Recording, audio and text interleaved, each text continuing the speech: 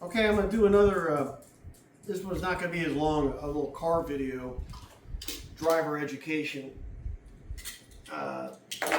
from, coming from experience of my driving, easily over 1 million miles in my lifetime. And I will say, I've been in accidents, and I said before, it's been my fault. There was one time when it wasn't my fault. I got clipped at an intersection. Some drunk lady crashed in the side of my car, took my mirror off. But shit like that. That's how dangerous driving is. So, what we have to remember, okay, is that human beings have only recently been driving in our history. Because if you go back, well, let's just say we've been around for 100,000 years, right? Whatever the hell it is. It's been a long time. We've only been driving vehicles since like the 20s. So that's, 100 years of driving. But our brain, so we have like genetic coding, right? We got like a Rottweiler is genetically coded to protect its family. We're genetically coded for walking, right? We walk, right? So when I'm walking, what do I have to look for? Shit right in front of me, like the stick in front of me, the rock, is something like a half a mile away threatening me? No, because it's over there. I got to pay attention. Oh my God, there's a rattlesnake. Oh my God, there's ice. I have to walk slower, blah, blah, blah. So our brains are wired to look right here, not down there, right here. But when we get in one of these, right, we get into a car. We're going much faster than our brain is, our genetic code is used to, right? So when you take most drivers, and there's it's called situational awareness. It's like in scuba diving. You need to be aware of what's going on around you. When I was scuba diving, yeah, it's close perimeter because is my buddy okay? Is there, is there fire coral? Is there whatever? So yeah. So with driving, so now I'm driving in this car, and I can go, 100 miles an hour. With this car, you can go like shit. You could probably go almost 200 miles an hour, in a supercar. So we're just gonna take an average car, 60, an SUV or whatever, a Toyota, and you're going 75 miles an hour, right? So your primitive brain is like, just look right here. You're looking out the window, and you're only carrying about 6 to 10 feet in front of you, right? Because that's how our brains work. You have to unlearn that. You have to break that. You have to say, this will not work. And it won't work. Because, okay, we got this going on. All right? Okay, we got this going on. I'm driving that I-95. I'm going 110 miles an hour because I got to get to New York City. I'm fucking flying. But I'm only looking in front of me like 10, 12 feet because that's the way my brain is programmed. But up ahead, a mile ahead, there's a pileup, there's a crash, there's a major crash, and I'm fucking flying up, and then all of a sudden, I get here and like, holy fucking shit, and then you either swerve off or hit it or whatever, it's a disaster. You're gonna get in a crash, you might even die. That's how it works. Because you weren't looking far enough down the road. Like when an eagle flies, they can fly 70, they can fly like crazy. So their eyesight is looking way off in distance. This is what you need to do. So when you're driving down the road, your 3-second following distance, remember, 3 seconds, right? So you're driving down the road, and maybe you're just staring at this guy's bumper. He's far enough away, so that's all I gotta do. But then again, here's another major pileup a mile down the road, and it's a straightaway. We're on a straightaway highway, right? I can see 5 miles if I wanted to. I want to be looking as far down this road as possible. Of course you're still going to wear, your peripheral, like everything's here, but you want to be looking like, and if you have to, you might have to look through the window of the car to see something. You know, but you gotta look and like, oh my God, there's an accident way up there. So holy shit, I'm gonna slow down. This guy's not paying attention, and there we go. In major accident, he's crashed, he's dead. I slowed down, and then I'm safe. But then you gotta look behind you. You gotta start flashing your brakes because these other fuckers aren't gonna be paying attention either, and they're fucking flying up, and you're like, you're to a stop. So you need to do everything in your power to make sure these fuckers see you and slow down so you don't get hit from behind. And if worse comes to worse, you're gonna have to pull off to the shoulder so you don't get killed, because it'll happen. I mean, people are dumbass drivers. I mean, if you took a poll, if I took 10 people, I'm gonna say, and I took them on a road test, I'm gonna say 9 of them would fail my test. That's how bad drivers are. So that's that situation with the movement. You want to look down as far as you possibly can, so you can, you know, and like you're driving up, there's a red light, and you're going 80 miles an hour, and there's a red light up here, right? Take your foot off the brake. Just slow down. Why would you go full speed up to a red light and then have to slam on your brakes so you don't hit this guy at the red light, right? That's just stupid. Because I have gone through a city, believe it or not, I've been through cities like Austin, and I've been through like other cities where I'm driving, and what I've done is, so there's red lights, you know, we got red lights. So, and here's how red lights work. There's a fresh green light, a stale green light, a fresh red light, and a stale red light. Okay? What is a fresh red light? I just saw it turn from green to yellow to red. That's fresh. So you know that this fresh red light is going to be at least a minute, or you don't know how long. It's a guaranteed stop for X amount of time, right? Like whatever they have them timed for. So what's a stale red light? I come out onto the highway, there's a red light, I didn't see it change, I don't know when it changed from green to red. That's stale red light. It could change in the next second, or it could change, it could just change and I have to wait a minute, but I didn't see it's when you don't see the light change from green to red, that's a stale red light. So you have no idea when it's going to turn green again. Same thing with a green light. I come driving up, this light turns from red to green. I'm like, oh, fresh green light, I have no worries. I can drive through this intersection and I don't have to worry about it turning red on me. So I can just continue my speed. Same thing again. I come out from an intersection. The light's green. I'm driving up. I have no idea when this light turned green. It could turn red and then it could turn yellow in the next second or the next minute. I don't know. So what am I going to do? I'm going to proceed with caution.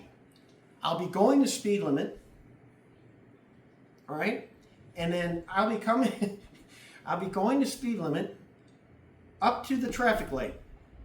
I'm not going to go faster, but I might just not go that fast. And so at a traffic light, there is a point of no return. Like when you cross a certain distance, there's no way to stop. Like it's impossible. You'll slam on your brakes and you'll either just slide into the intersection or you just can't stop in time.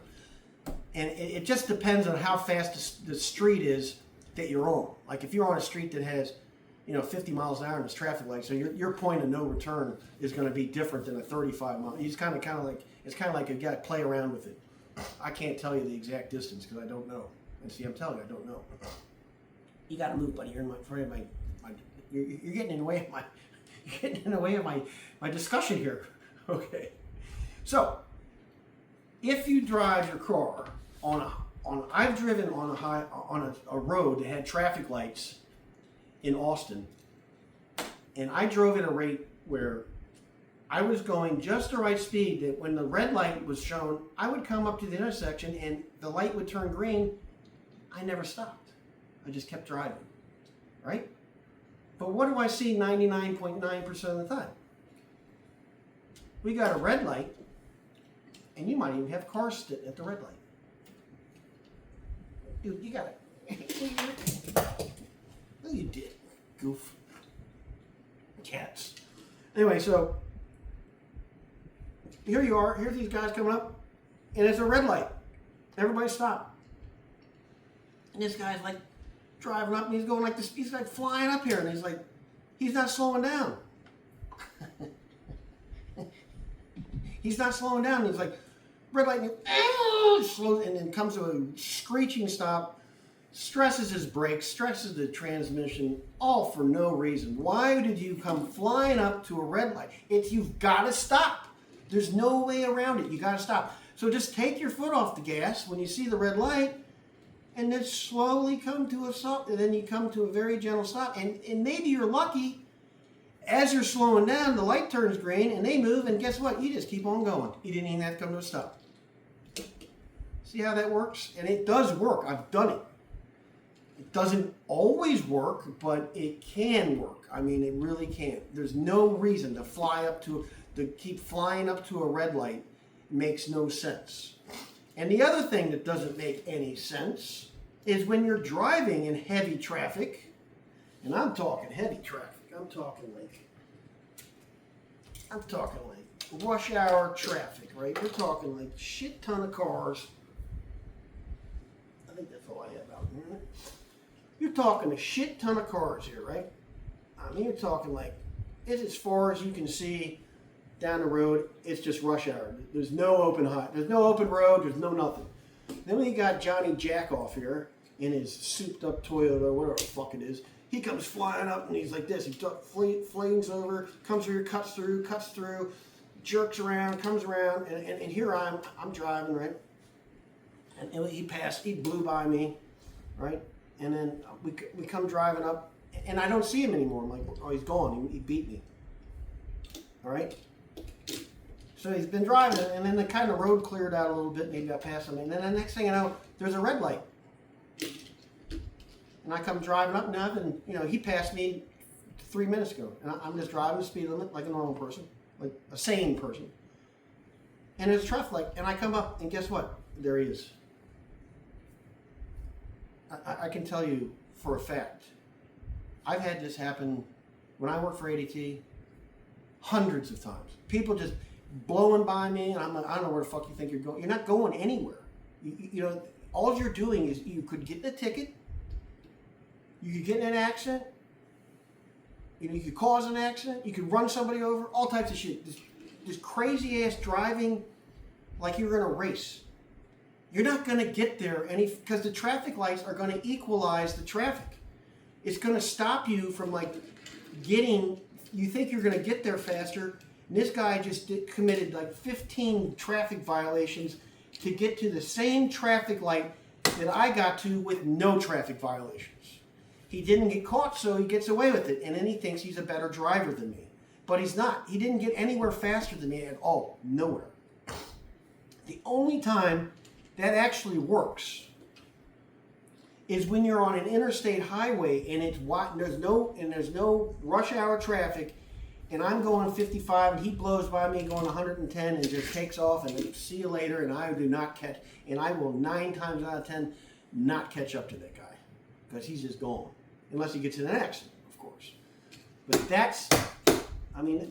these are just the things that people don't realize because I'm telling you, I'm not bragging, and I'm just very aware when I drive. Do I make mistakes? Sure. Everybody gets lazy. Sometimes you just you just got to calm down. It's usually when you're stressed out and you're running late. That's when you start committing traffic violations. You start doing shit that's going to put you in danger.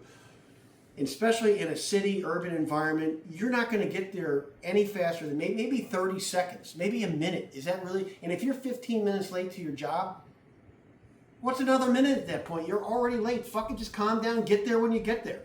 That's the main thing I want you to take away. Get there when you get there, and get there alive. This is not a race. And that's one thing I don't miss about driving. I used to drive fast.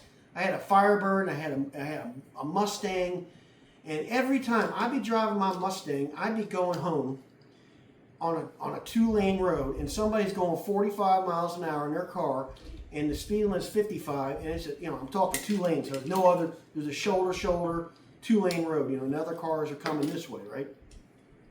So I'm driving up, and this guy's going 45, and I just want to go home. So I pass the guy, and I get by him, and then this fucker, because I was driving a Mustang, is now like, oh, it's a race.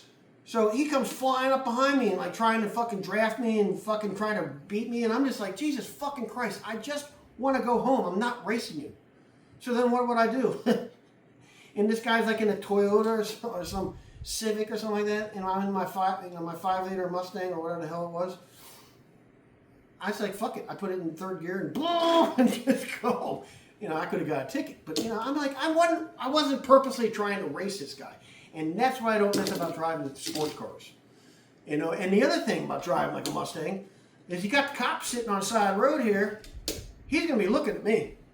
He's gonna be, if you got like, you know, you got an SUV, you got a Volkswagen, you got a van, you got a, you know, mommy, you know, grocery, you know, you got a station wagon. That guy's got the cop sitting there, got the radar gun on. He's pointing that shit at me because I've got a fast car, and he wants to give me a ticket because I'm driving a Mustang. And then I had a cop one time follow me. I had to pull off the side of the road, and I pulled off. Cop was tailgating me the whole way, and it was so obnoxious. So I put my signal on, pulled off on the shoulder, and he drove past me. But if he would have pulled over, he'd have been like, "What are you doing?" For one, I would have been like, "I got to make a phone call," and two, I'd be like, "Why were you tailgating me? You know, are you trying to give me a ticket?" And then you know how that goes. So yeah, so I'm just trying to educate people on how to be better drivers, and you know, you just got to realize, and like I said it before, there's nothing more dangerous than driving a car because it's so mundane. We have to do it, and you get complicit. You know, you're like, oh, I drove this way for my whole life, and I've never had a problem. You know, that's what you call a false positive. Like, oh, I never had a problem. You know, just because you've done something wrong for a very long time doesn't make it right. So, if I think of any more traffic situations, I'll let you know and do another video on them. But, you know, be safe. Think about what you're doing when you're driving. You know, and if you feel frustrated, you know, you're like, that's when you need to calm down, because that's when I got in an accident because I was frustrated. I was like, it was when I was in my 20s and 30s. You know, it was just stupid. I just did some stupid shit. And luckily, I've survived to now. I'm 6. So I've been driving now since I was 15, because driver, you know, learner's permit. So I've been driving for 50 years. So, and I've lived so far. But, you know, I've driven with people as a passenger, and I'm just so glad to get the fuck out of the car, because I was like, oh my God, you suck as a driver. But, yeah.